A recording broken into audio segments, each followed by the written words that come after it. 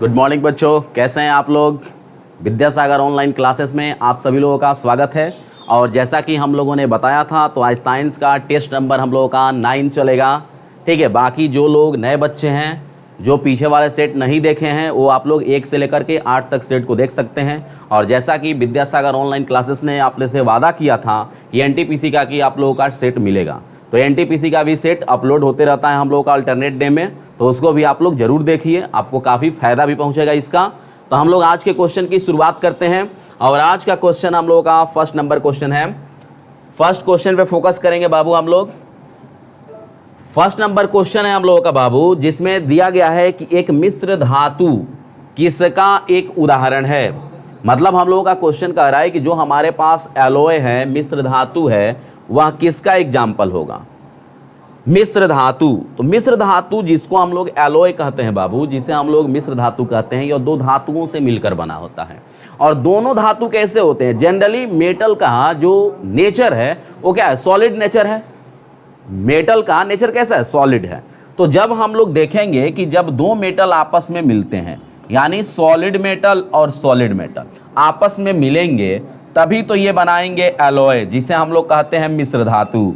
तो मिश्र धातु क्या है, सॉलिड और सॉलिड का मिक्सचर है, तो इसलिए इसको हम लोग बोलेंगे बाबू सॉलिड सॉल्यूशन। क्या बोलेंगे इसे हम लोग, सॉलिड सॉल्यूशन बोलेंगे। और ये जो पायस है ये लिक्विड और लिक्विड का मिक्सचर होता है, जिसका सबसे अच्छा एग्जाम्पल दूध है। दूध किसका एग्जाम्पल है, पायस का। और ये हम लोग जान करके याद रखेंगे हमेशा कि पायस और solid solution is example of colloid, यानी ये दोनों के दोनों कोलाइड के एग्जाम्पल होते हैं। क्लियर, चलिए तो आगे बढ़ते हैं हम लोग। क्वेश्चन सेकंड देखते हैं बाबू, पौधों में बौनापन निम्नलिखित में से किसकी कमी से होता है। तो देखिए इसमें क्वेश्चन को देखते हैं, बौनापन पूछ रहा है। ऑक्सीन जो है यह पौधों में वृद्धि करवाता है, लंबाई के वृद्धि के लिए रिस्पॉन्सिबल है। तो ये जब नहीं रहेगा तो लंबाई नहीं बढ़ेगा, तो इसकी कमी से बौनापन होगा। लेकिन साइटोकाइनिन भी इसी के साथ मिलकर काम करता है। तो अब ये बताइए कि दोनों में से कौन सा आंसर देंगे। साइटोकाइनिन स्वतंत्र रूप से काम नहीं करता, यह ऑक्सीन के साथ ही मिलकर काम करता है, इसलिए हम लोग का बेस्ट आंसर क्या होगा, ऑक्सीन होगा। जिब्रेलिन जो है यह पौधों को सुषुप्तावस्था में रखता है। एथिलीन जो है यह पौधों में फल को पकाता है। फल पकाने का काम किसका है बाबू, तो फल पकाने का, फ्रूट्स राइपनिंग का काम किसका है, एथिलीन का है। और यह एकमात्र ऐसा हार्मोन है जो गैस फॉर्म में है। किसमें है, गैस फॉर्म में है। एथिलीन दुनिया में ऐसा पहला हार्मोन है जो गैसियस फॉर्म में है, और यह एक प्लांट हार्मोन है जो पौधों में फ्रूट्स राइपनिंग के लिए रिस्पॉन्सिबल होता है। क्लियर, चलिए तो आगे बढ़े हम लोग क्वेश्चन नंबर 3 की तरफ। थर्ड क्या है क्वेश्चन, इसको देखते हैं हम लोग। न्यूटन द्वारा गणित की निम्नलिखित शाखाओं में से किसका आविष्कार किया गया था। देखिए न्यूटन से पूछ रहा है कि न्यूटन मैथ में कौन सा डिस्कवर किया था। तो ये जान के हैरानी होगा बच्चों हम लोगों को कि 1665 ईस्वी में इंग्लैंड में 1 साल के लिए लॉकडाउन लगा था। ठीक है, जैसा कि अभी सब जगह लगा हुआ है, तो इंग्लैंड में 1665 में लगा था। तो उस समय इंग्लैंड 1 साल के लिए बंद हुआ, तो न्यूटन अपने घर चला गया। और न्यूटन जब घर गया तो उसी समय 1 साल जो रेस्ट किया, उसी में ग्रेविटेशन का थ्योरी, उसी में लाइट से जो रिसर्च किया न्यूटन, और उसी में न्यूटन ने कैलकुलस भी दिया था। ठीक है, 3 चीज़ें। ठीक है, आप लोग भी लॉकडाउन का ऐसे ही फ़ायदा उठाइए, ठीक है, ताकि बहुत सारी चीज़ें आप लोग आसानी से कर सकें। तो कैलकुलस दिया था, मैथ में न्यूटन का क्या है, कैलकुलस है। फिजिक्स में तो सब कुछ है। क्लियर, एक तरह से क्लासिकल फिजिक्स का फादर कहते हैं हम लोग न्यूटन को। ज्यामिति से याद रखेंगे यूक्लिड। ठीक है, ज्यामिति में कौन है, यूक्लिड है। चलिए तो नेक्स्ट क्वेश्चन हम लोग का कह रहा है बाबू कि यांत्रिक ऊर्जा, मैकेनिकल एनर्जी, काइनेटिक एनर्जी, और यानी बोल रहा हम लोग का कि जो मैकेनिकल एनर्जी है ये क्या है। तो ये काइनेटिक एनर्जी और पोटेंशियल एनर्जी के एडिशन को ही हम लोग बोलते हैं बाबू मैकेनिकल एनर्जी। तो हम लोग का आंसर क्या हो जाएगा, पोटेंशियल एनर्जी, यानी ऑप्शन इज द ए। ध्यान रखेंगे स्थितिज ऊर्जा के लिए जो हमारे पास इक्वेशन है वो mgh है। क्लियर, और काइनेटिक एनर्जी के लिए जो होता है ये हाफ mv² होता है, हाफ mv² और mgh। डायमेंशन की बात करेंगे तो पोटेंशियल एनर्जी या काइनेटिक एनर्जी या एनर्जी, सबका डायमेंशन जो होता है वो फोर्स के इक्वल होता है। फोर्स नहीं बाबू, वर्क के इक्वल होगा। क्लियर, वर्क के इक्वल होगा। चलिए नेक्स्ट क्वेश्चन 5 नंबर, काफ़ी अच्छा क्वेश्चन है, इसको आप लोग बनाइए। ठीक है, आपके पास 30 सेकंड का समय है, आप इस क्वेश्चन को बनाइए, आंसर दीजिए। ठीक है, क्वेश्चन कर रहा है हम लोग को एंगुलर मोमेंटम, कोणीय संवेग एंड रेखीय संवेग, लीनियर मोमेंटम के रेशियो का डायमेंशन क्या होगा। तो हम लोगों को जानना होगा कि जो कोणीय संवेग है जिसे एंगुलर मोमेंटम कहते हैं, एंगुलर मोमेंटम के लिए हमारे पास फॉर्मूला है MVR। MVR mass velocity radius is called angular momentum, कोणीय संवेग। फिर हम लोगों का है सेकंड नंबर क्या कर रहा है, लीनियर मोमेंटम, ठीक है, रेखीय संवेग। तो रेखीय संवेग के लिए हमारे पास फॉर्मूला है मास इनटू वेलोसिटी। तो देखो बाबू, ऊपर में भी मास इनटू वेलोसिटी है, नीचे में भी, ये एक तरीका हुआ, ये मास और वेलोसिटी गायब हो गया, बचा क्या बाबू, रेडियस। रेडियस का डायमेंशन क्या होता है, L होता है। तो दिए गए ऑप्शन में जिसमें L होगा वह हम लोगों का क्या हो जाएगा, आंसर हो जाएगा। तो देखना होगा कि इस तरह का L किस में है।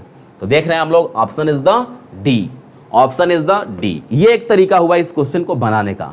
नहीं तो हम लोग दूसरा तरीका भी अप्लाई कर सकते हैं, और दूसरा तरीका थोड़ा सा कॉम्प्लेक्स होगा, बट अगर आप उसको समझ लेते हैं तो बहुत सारे ऐसे क्वेश्चंस में आपको हेल्प मिल जाएगा। चलिए तो देख लेते हैं उस तरीके को, क्या है वो तरीका। तो उस तरीका को देखिए कैसे है। जैसे हम लोगों ने पढ़ा कि MVR है मोमेंटम के लिए, एंगुलर मोमेंटम, और हम लोगों का लीनियर मोमेंटम के लिए क्या है बाबू, मास इनटू वेलोसिटी। क्लियर। तो अगर हम लोग चाहें सेम चीज को लेंदी बना रहे हैं, मास का डायमेंशन मास और वेलोसिटी का LT इनवर्स इनटू L, ठीक है, मास के लिए M, वेलोसिटी के लिए LT इनवर्स, फिर वही काम करेंगे। अब डायरेक्ट L दिख रहा है, तो ये भी एक तरीका है, बहुत सारे बच्चे इस तरीके से भी बनाते हैं, तो ये भी सही है, ठीक है, और वो भी सही था। आगे कह रहा है कि निर्वात में वैक्यूम में लाइट का स्पीड कितना होता है। तो लाइट का स्पीड वैक्यूम में कितना होगा बाबू, 3 × 10⁸ मीटर पर सेकेंड, 3 × 10⁸ मीटर पर सेकेंड। किलोमीटर में भी कभी कभी देता है, तो किलोमीटर में क्या होगा, पावर 3 घट जाएगा, तो 5 हो जाएगा पावर। चलिए, निम्नलिखित में से कौन से वैज्ञानिक ने दो आवेशित कणों के बीच आकर्षण प्रतिकर्षण के बल को नियंत्रित करने वाला नियम दिया था। आवेशित कणों यानी चार्ज की बात कर रहा है बाबू, चार्ज के बारे में। तो चार्ज से रिलेटेड कुलॉम नामक साइंटिस्ट ने नियम दिया था।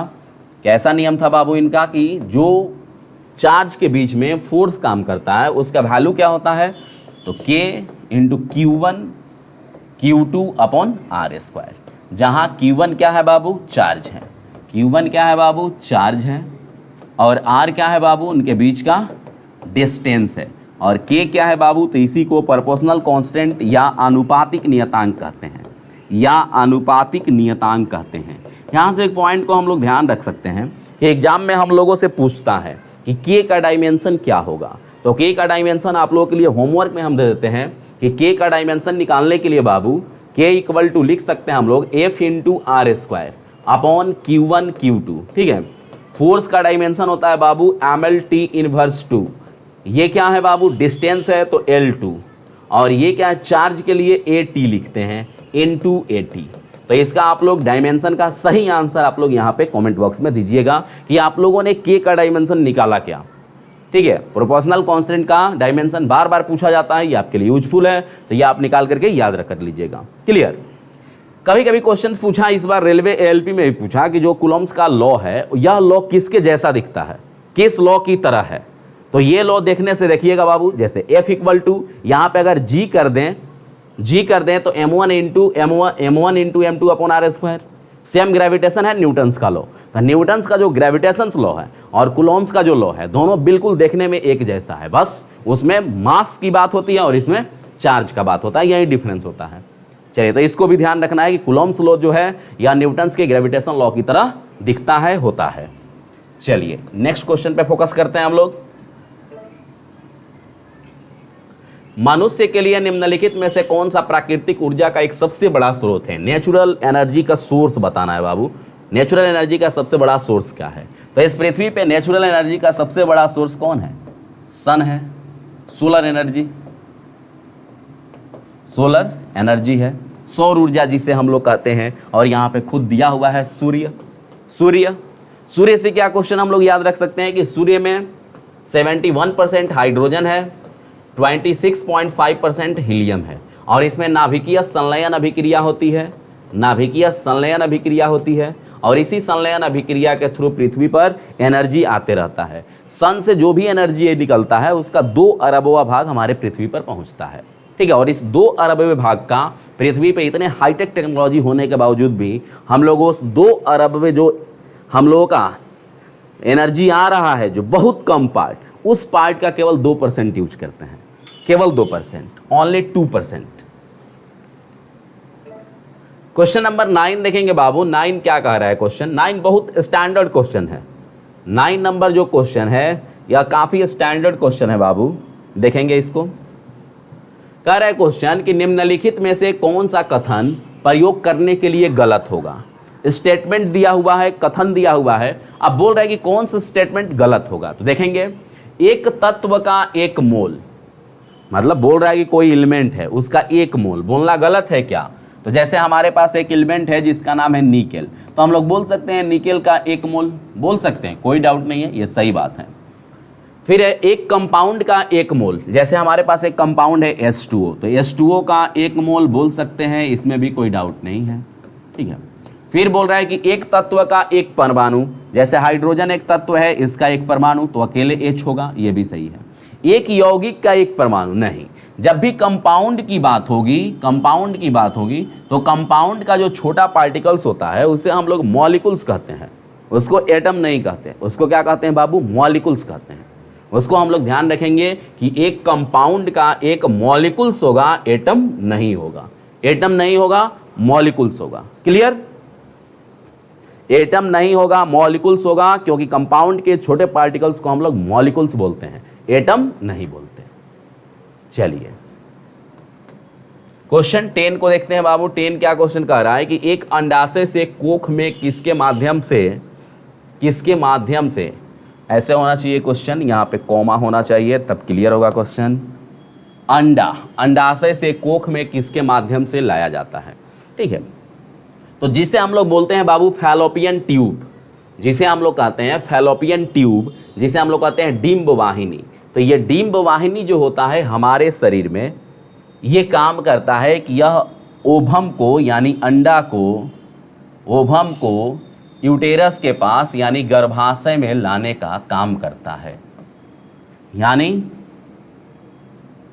यह जो है ओवरी से यूटेरस के पास जुड़ा होता है, जिसे हम लोग कहते हैं अपरा से लेकर के यह गर्भाशय से जुड़ी हुई पाइप को फैलोपियन ट्यूब कहते हैं, डिंब वाहिनी कहते हैं। तो ये डिंब वाहिनी का काम हो गया fallopian tube. Fallopian tube is a part of female reproductive organ, female reproductive organ, clear? चलिए, प्रतिरोध की एसआई यूनिट क्या होगी? प्रतिरोध, रेसिस्टेंस का एसआई यूनिट बोल रहा है बाबू। तो रेसिस्टेंस का जो एसआई यूनिट होगा यह होगा ओम। रेसिस्टेंस का एसआई यूनिट ओम। सीजीएस यूनिट भी कभी कभी पूछ देता है, ठीक है। फोर्स का एसआई यूनिट न्यूटन। चार्ज का एसआई यूनिट कूलॉम। वर्क का एसआई यूनिट जूल। तो जूल किसका हो गया? वर्क का। कूलॉम किसका हो गया? चार्ज का, आवेश का। न्यूटन किसका हो गया? फोर्स का, बल का। क्लियर? निम्नलिखित में से कौन सा अम्ल लाल चींटियों में उपस्थित होता है? तो लाल चींटियों में जो एसिड होता है उसे हम लोग बोलते हैं बाबू मिथेनोइक एसिड।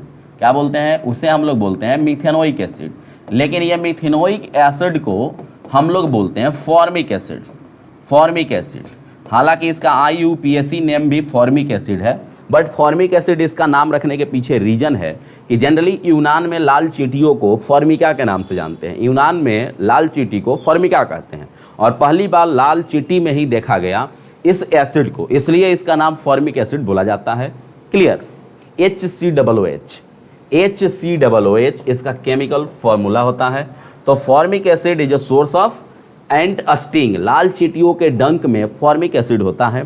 टाइनिक एसिड हम लोगों को चाय में पाया जाता है, टाइनिक एसिड चाय में मिलेगा। ऑक्जेलिक एसिड, ऑक्जेलिक एसिड से जैसे हम लोग याद रखते हैं कि ऑक्जेलिक एसिड जो है टमाटर में है, बंधा गोभी में है, ठीक है। लेकिन सबसे ज़्यादा इंपॉर्टेंट ये है कि पिछला साल पूछा गया झारखंड में अमरूद में कौन सा एसिड है, तो अमरूद में भी ये एसिड पाया जाता है ऑक्जेलिक एसिड। ऑक्जेलिक एसिड और माइलिक एसिड का सोर्स क्या है बाबू? तो माइलिक एसिड का सोर्स होता है एप्पल, एप्पल हो गया, ठीक है। एप्पल के अलावा हो सकता है कैरोट, बनाना और संतरा का छिलका। संतरा का छिलका में भी मैलिक एसिड पाया जाता है। और जनरली मैलिक एसिड जो होता है ये हमारे स्किन को हेल्दी रखने का काम करता है। मैलिक एसिड का काम क्या है? हमारे स्किन को हेल्दी रखना।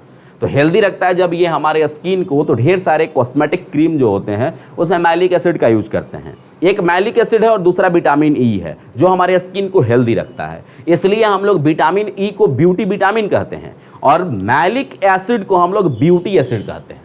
ध्यान रखना होगा कि मैलिक एसिड को हम लोग ब्यूटी एसिड के नाम से जानते हैं और इसका यूज कहाँ करते हैं हम लोग? तो स्किन के लिए जो कॉस्मेटिक क्रीम है, प्रसाधन सामग्रियां हैं, उसमें बनाने में हम लोग मैलिक एसिड का यूज करते हैं। क्लियर? चलिए, मानव शरीर में लैगरहैंस की द्वीपिका कहां पाई जाती है? मानव शरीर में लैगरहैंस की द्वीपिका कहां पाई जाती है? देखो बाबू, पहले तो ये समझेंगे कि मानव शरीर में एक अंग है जिसका नाम है अग्नाशय। क्या नाम है बाबू? अग्नाशय। यह स्टोमक के पीछे रहता है, लीवर के पास रहता है, गॉल ब्लैडर के पास रहता है। इसको हम लोग बोलते हैं पैंक्रियाज। इस पैंक्रियाज का स्टडी किया गया 1865 ईस्वी में। 1865 ईस्वी में इस पैंक्रियाज का स्टडी किया एक साइंटिस्ट जिसका नाम था लैगरहैंस। लैगरहैंस नामक साइंटिस्ट ने पैंक्रियाज का स्टडी किया 1865 ईस्वी में। तो इसने देखा कि अगर ये पैंक्रियाज है तो पैंक्रियाज के अंदर में ग्रुप ऑफ सेल्स हैं, ढेर सारे ग्रुप ऑफ सेल्स हैं और इसी ग्रुप ऑफ सेल्स के कंपोजिशन को इसने नाम दिया द्वीपिका, एजलेट्स, द्वीपिका। तो चूंकि द्वीपिका का, एजलेट्स का खोज किया किसने बाबू? तो ये खोज किया लैगरहैंस ने, इसलिए इसका नाम रख दिया गया लैगरहैंस की द्वीपिका। क्या नाम रख दिया गया इसका? लैगरहैंस की द्वीपिका।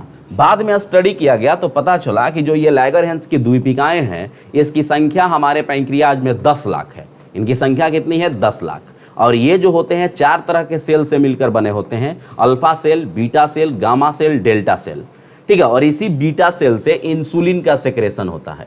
इसी बीटा सेल से इंसुलिन का सेक्रेशन होता है जो हमारे शरीर में ग्लूकोज के लेवल को कंट्रोल करता है। तो अब हम लोग आंसर देने के लायक हैं कि लैगरहैंस का इजलेट्स किसका पार्ट है, कहाँ पाया जाता है?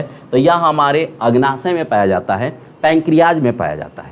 कहाँ पाया जाएगा? अग्नाशय में पाया जाएगा, पैंक्रियाज में पाया जाएगा। क्लियर? चलिए, नेक्स्ट क्वेश्चन देखेंगे बाबू। ऑप्टिक्स वर्गीकरण के न्यूलैंड लॉ में निम्नलिखित में से कौन सा तत्व अंतिम है? आपको पता होगा बाबू कि पीरियोडिक टेबल का जो क्रम है, सबसे पहले एक साइंटिस्ट था जिसका नाम था डोब्रेनर। डोब्रेनर नामक साइंटिस्ट ने सबसे पहले पीरियोडिक टेबल बनाया। तो इसके नियम को ट्रायड लॉ कहते हैं, त्रिक का नियम कहते हैं। इसके बाद एक नियम आया जिसको दिया न्यूलैंड ने।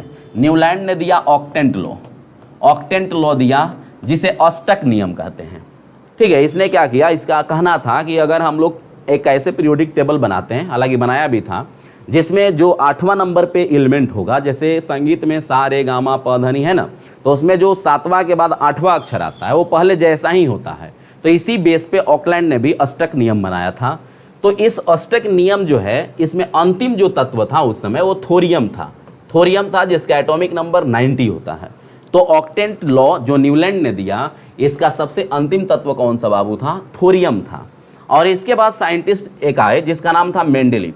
हालांकि मेंडेलीफ ये खुद लिखते हैं अपनी आत्मकथा में कि हम पीरियोडिक टेबल नहीं बना पाते अगर ये न्यूलैंड नहीं होता, क्योंकि न्यूलैंड ने ही एक पीरियोडिक तैयार किया, एक टेबल तैयार किया और उसी पीरियोडिक टेबल को देख करके मेंडेलीफ ने आगे बढ़ाया, ठीक है। और सबसे बड़ी बात कि ये तीनों साइंटिस्ट जो हैं, ये तीनों के तीनों साइंटिस्ट जो हैं, ये परमाणु भार का यूज किए थे, एटॉमिक वेट का यूज किए थे। इनके पीरियोडिक टेबल में ये कॉमन चीज़ है। लेकिन जब 1913 में मोसले आया तो मोसले ने एटॉमिक नंबर को बेस बना करके पीरियोडिक टेबल को मॉडिफाई किया, जो आज तक हम लोग यूज करते हैं, और उसी को हम लोग बोलते हैं मॉडर्न पीरियोडिक टेबल, या उसी को बोलते हैं मोसले पीरियोडिक टेबल के नाम से हम लोग जानते हैं। क्लियर? चलिए आगे बढ़ा जाए। 1 किलोवाट घंटा कितने के बराबर होगा?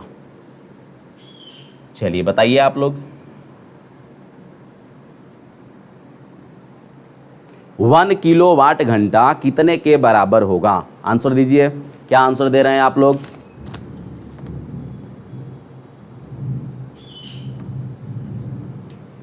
1 किलोवाट घंटा कितने के बराबर होगा?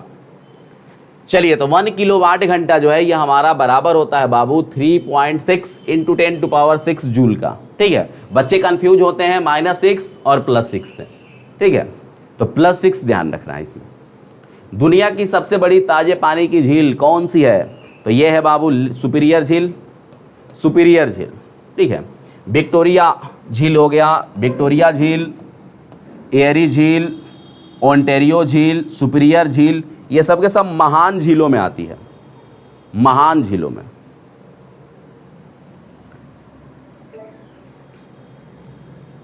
संवेग को किसके गुणनफल के रूप में व्यक्त किया जा सकता है? मोमेंटम को बोल रहा है कि किसके मल्टीप्लाई के फॉर्म में लिख सकते हैं। तो मोमेंटम यानी p, तो p इक्वल टू क्या होता है बाबू? mv। m क्या है? मास है। v क्या है बाबू? वेलोसिटी है। v क्या है बाबू? वेलोसिटी है। तो मास इंटू वेलोसिटी, ऐसा कुछ दिख रहा है क्या? Option is the C, option is the C. चलिए आगे देखते हैं हम लोग। क्वेश्चन कह रहा है 18 नंबर कि उस मेटल का नाम बताइए जिसे आसानी से चाकू से काटा जा सकता है। उस मेटल का नाम बताना है जिसे आसानी से चाकू से काटा जा सकता है। तो ये मेटल हमारा जो होगा बाबू, सोडियम भी हो सकता है, पोटेशियम भी हो सकता है। ठीक है, सोडियम भी हो सकता है, पोटेशियम भी हो सकता है। ग्रुप 1 में जो भी एलिमेंट पाए जाते हैं जिसको हम लोग क्षारीय धातु कहते हैं, अल्कलाइन मेटल कहते हैं, ये सबके साथ ये प्रॉपर्टी होता है। तो हम लोग इसमें से किसको काट सकते हैं? ग्रुप 1 का कौन सा एलिमेंट है बाबू? तो ये हम लोगों का है सोडियम। तो सोडियम ऐसी धातु है जिसको आसानी से चाकू से काटा जा सकता है। और सबसे बड़ी बात कि सोडियम, पोटेशियम और लिथियम, सोडियम, पोटेशियम और लिथियम 3 ऐसी धातुएं हैं जिनका घनत्व पानी के घनत्व से कम होता है, जिनका घनत्व पानी के घनत्व से कम होता है। तो ये 3 ऐसी धातुएं हैं जो पानी पर तैरती हैं। ये 3 ऐसी धातुएं हैं, सोडियम, लिथियम और पोटेशियम, जो पानी से हल्की होती हैं और ये पानी पर तैरती हैं, तीनों मेटल। क्लियर? चलिए, सोना जो है इसका डेंसिटी याद रखेंगे 19.33 ग्राम पर क्यूबिक सेंटीमीटर। सोना का हम लोगों के एग्जाम में पूछा जाता है बार बार कि इसका डेंसिटी क्या होता है। और एक बात ध्यान रखेंगे बाबू, हम लोग के एग्जाम में पूछा जाता है कि सबसे हैवी मेटल कौन सा है, भारी धातु कौन सी है। तो ये एक सीरीज याद रखेंगे कि ओस्मियम सबसे भारी है। ठीक है, इसके बाद प्लैटिनम है, फिर गोल्ड है जो हमारे एग्जाम के काम का है, फिर मरकरी है, फिर हम लोग आयरन। ठीक है, ये मेटल का एक सीरीज याद रखेंगे कि जिसमें डेंसिटी हम लोगों को पता चल जाए। जैसे इसका होता है 22.61 ग्राम पर क्यूबिक सेंटीमीटर, प्लैटिनम का होता है 21.45 ग्राम पर क्यूबिक सेंटीमीटर, इसका होता है 19.33 ग्राम पर क्यूबिक सेंटीमीटर, मरकरी का होता है बाबू 13.6 ग्राम पर क्यूबिक सेंटीमीटर, आयरन का होता है बाबू 7.8 ग्राम पर क्यूबिक सेंटीमीटर। तो ये ध्यान रखेंगे। और जो लिथियम है सबसे हल्की धातु, इसका डेंसिटी होता है 0.534 ग्राम पर क्यूबिक सेंटीमीटर। ठीक है, लिथियम का। तो ये डेंसिटी कभी कभी असेंडिंग ऑर्डर, डिसेंडिंग ऑर्डर में देता है, तो इसको ध्यान रखना होगा, हमारे लिए यूजफुल होगा। घटता हुआ क्रम, बढ़ता हुआ क्रम, जैसे भी पूछे हम लोग आंसर दे सकते हैं। क्लियर? चलिए क्वेश्चन है हम लोग आगे कि निम्नलिखित में से किस अभिक्रिया द्वारा उच्च प्रतिक्रिया वाली धातु का निष्कासन किया जाता है। तो मेटलर्जी एक चैप्टर बाबू 9th क्लास में, 9th या 10th में है। तो जो हाईली रिएक्टिव मेटल होता है जिसमें सोडियम हो गया, पोटेशियम हो गया, कैल्शियम हो गया, इसके लिए हम लोग इलेक्ट्रोलाइसिस प्रोसेस का यूज करते हैं। इलेक्ट्रोलाइसिस, जैसे सल्फेट अयस्क के लिए पढ़े होंगे फेन प्लामन विधि।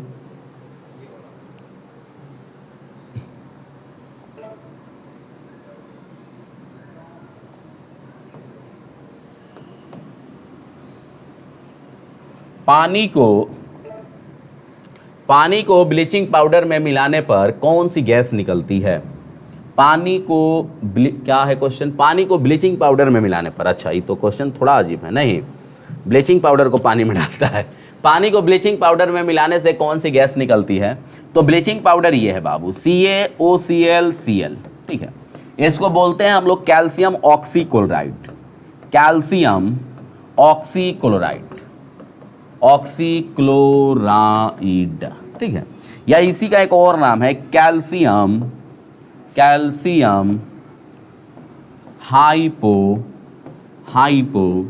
क्लोराइड। ठीक है, तो कैल्शियम ऑक्सीक्लोराइड जो है इसमें देख रहे हैं कि कौन सी गैस है बाबू? क्लोरीन गैस है। तो पानी में भी डालते हैं तो क्लोरीन गैस ही निकलता है। लेकिन ये हालांकि स्टेटमेंट बिल्कुल सही नहीं है, जनरल कंपटीशन है, चलेगा। जनरली जब पानी में हम लोग ब्लीचिंग पाउडर मिला देते हैं तो ये क्लोरीन पानी से रिएक्शन करता है और ये एक अलग गैस बनाता है जिसको हम लोग बोलते हैं क्लोरस एसिड। उस एसिड का नाम होता है क्लोरस एसिड। और क्लोरस एसिड जो होता है उसमें कीटाणु मारने की प्रवृत्ति होती है, जिससे पानी प्यूरिफाई हो जाता है, पानी साफ हो जाता है। तो बेस्ट आंसर हम लोगों को इसमें क्लोरीन ही देना पड़ेगा, क्योंकि क्लोरस एसिड तो है नहीं। तो कौन सी गैस निकलती है? तो क्लोरीन निकलती है। और जो ब्लीचिंग पाउडर में स्मेल है, सुगंध है, महक है, वो भी क्लोरीन का ही होता है। मानव शरीर का एकमात्र अंग जो पुनः विकसित हो सकता है, हम लोगों के शरीर में ऐसे पार्ट का नाम बताना है जो फिर से बन सकता हो। तो ये हम लोगों का जिगर है। जिगर को ही हम लोग लीवर भी कहते हैं बाबू, लीवर को ही हम लोग कलेजा भी कहते हैं, ठीक है, और इसे ही हम लोग यकृत भी कहते हैं। तो ये हम लोगों का शरीर का लीवर है कि अगर हमारे शरीर का 20% लीवर बचा हुआ है, जो हमारे पास लीवर है ये अगर 20% बचा हुआ है तो फिर ये 100% हो सकता है, क्योंकि इसमें रीजनरेशन की कैपेसिटी होती है। यह फिर से मरम्मत करता है, फिर से डेवलप होता है। 20% बचा हुआ होना चाहिए।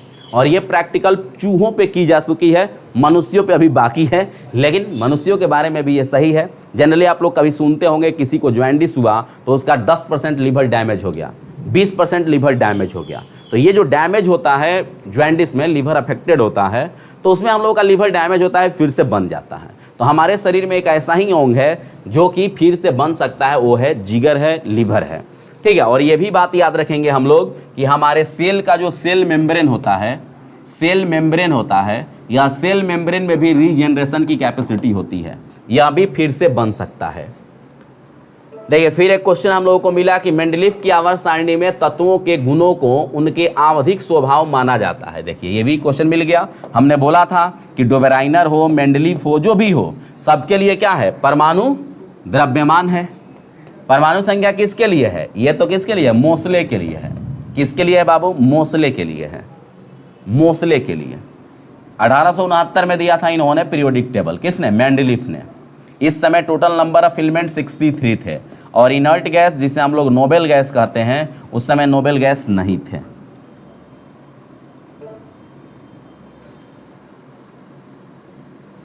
जब एक परिपथ में कई प्रतिरोध श्रृंखला में जुड़े हुए होते हैं तो करंट का मान क्या होगा?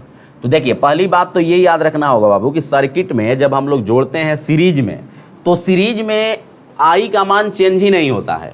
धारा जो है नो चेंज, ये बदलता ही नहीं है। बदलता कौन है? वोल्टेज बदलता है। तो कितना भी हम लोग जोड़ लें, धारा का मान नहीं बदलेगा। धारा का मान क्या होगा? एक जैसा ही रहेगा।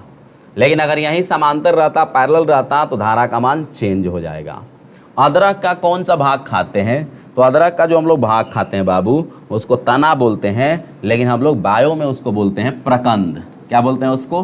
प्रकंद। शकरकंद का क्या खाएंगे बाबू? जड़ खाएंगे। गाजर का भी जड़ खाएंगे।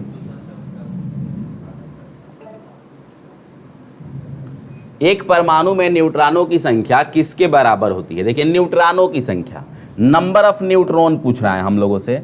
तो देखिए पहले तो कोई एलिमेंट मान लेते हैं कि एक्स है। एक्स मानने से अच्छा है कि कोई एलिमेंट है जिसका नाम Na है, जिसे सोडियम है, इसका 11 और यहाँ पे 23, ये तो पता होगा। ऊपर में जो लिखते हैं बाबू ये मास नंबर कहलाता है। नीचे में जो लिखते हैं इसको हम लोग एटॉमिक नंबर कहते हैं। क्या कहते हैं बाबू? इसे एटॉमिक नंबर कहते हैं। और जब हम लोग को ज़रूरत पड़ता है बाबू नंबर ऑफ न्यूट्रॉन का, नंबर ऑफ न्यूट्रॉन, तो नंबर ऑफ न्यूट्रॉन निकालने के लिए बाबू मास नंबर में से एटॉमिक नंबर को घटा देंगे तो मिल जाएगा। तो मास नंबर कितना है बाबू? 23। ये कितना है? 11। कितना हो गया? 12 हो गया। कितना? 12। तो इसमें नंबर ऑफ न्यूट्रॉन कितना हो गया बाबू? 12। तो न्यूट्रॉन निकालने का क्या तरीका है बाबू? द्रव्यमान संख्या में से एटॉमिक नंबर को घटा दो, निकल जाएगा। मास नंबर में से एटॉमिक नंबर को घटा देंगे, निकल जाएगा। क्लियर? चलिए अब देखिए 27 नंबर क्वेश्चन काफी अच्छा क्वेश्चन है। क्या कह रहा है क्वेश्चन? इस पर फोकस करेंगे। निम्नलिखित में से कौन सा तत्व मेंडलीफ की आवर्त सारणी में ईका एल्युमिनियम की जगह लेता है? देखिए ईका एल्युमिनियम, ये है क्या ईका एल्युमिनियम? तो जब मेंडलीफ ने पीरियोडिक टेबल बनाया तो मेंडलीफ के पीरियोडिक टेबल में ढेर सारे स्थान रिक्त थे। और जो स्थान रिक्त थे उसके लिए इन्होंने भविष्यवाणी किया कि भविष्य में कुछ एलिमेंट आएंगे और जो एलिमेंट आएंगे वो इसमें रहेंगे। तो उन एलिमेंट का इन्होंने नाम भी रख दिया था। जैसे नाम रखा था क्या बाबू, ई का एल्युमिनियम, ई का एल्युमिनियम, ठीक है, ई का बोरोन, ई का सिलिकॉन, इस तरह से नाम इन्होंने लिखा था। ई का सिलिकॉन, ई का सिलिकॉन, ई का बोरोन, ठीक है, इस तरह से इन्होंने नाम रख दिया। लेकिन भविष्य में जब एलिमेंट आए भी उसका नाम भी रखा गया। तो ये जो ई का एल्युमिनियम है, ई का सिलिकॉन है, ई का बोरोन है, इसका जगह बाकी एलिमेंट ने लेना शुरू कर दिया। तो यही क्वेश्चन है कि कौन एलिमेंट ने इनका जगह लिया। तो ई का एल्युमिनियम का जगह लिया बाबू जिसका नाम है गैलियम, गैलियम। ई का सिलिकॉन का जो जगह लिया बाबू ये है जर्मेनियम। और ई का बोरोन का जो जगह लिया यह है बाबू हम लोगों का जिसका नाम क्या है, स्कैंडियम। क्या नाम है, स्कैंडियम। स्कैंडियम ई का बोरोन है और गैलियम ई का एल्युमिनियम है और जो जर्मेनियम है ये ई का सिलिकॉन है, ई का सिलिकॉन है। क्लियर हुआ, चीजें समझ में आई। चलिए आगे बढ़ो।